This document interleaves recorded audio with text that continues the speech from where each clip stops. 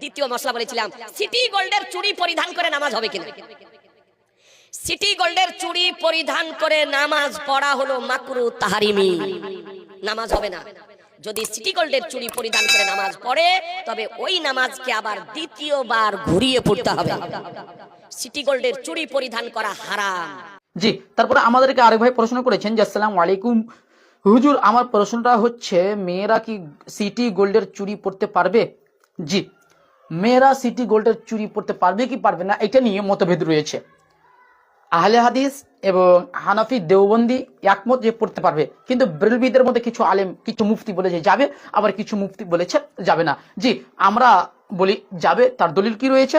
জি, দলিল শেখ বিন বাজ রহমাহুল্লাহ বলছেন, শেখ বিন বাজ রহমাহুল্লাহকে এই বিষয়ে প্রশ্ন করা হয়েছিল যে হুকমু লাবসিস সালাসিল ওয়াল খাওয়াতিম মিনান নুহাস ওয়াল হাদিদ ফিস সালাহ, অর্থাৎ তামা এবং লোহার চেন বা চুড়ি এবং আংটি পরে নামাজ হবে কি? তখন শেখ বিন বাজ রহমাহুল্লাহ বলছে, রহমাহুল্লাহকে আবার প্রশ্ন করছে, হাল সাহিহুন আন্নাহু লা তাজুজু সালাহ বিখাওয়াতিমি ওয়া সালাসিল আন নুহাস, অর্থাৎ এই কথাটি কি সঠিক যে তামা এবং লোহার চেন অথবা আংটি পরে নামাজ পড়া জায়েজ নয়? তখন তিনি বলেছেন লাইসা বিসাহিহিন, হাদিস এই কথাটি সহিহ নয়। ওয়ালা হারাজা ফি সালাতি বিখাওয়াতিমি যাহাবি ফি হাক্কিল মারআহ وخاتم الفجة في حق الجميع وخاتم الحديد في حق الجميع لا حرج في ذلك والحديث الذي في تحريمها هذا حديث ضعيف شاذ, অর্থাৎ ওই যে তামার মানে আংটি পরিধান করা নিষেধ, যার সারমর্ম হচ্ছে তামার আংটি পরিধান করা নিষেধ, যে হাদিসটা রয়েছে ওই হাদিসটা জয়ীফ সাজ, হাদিসটা জয়ীফ এবং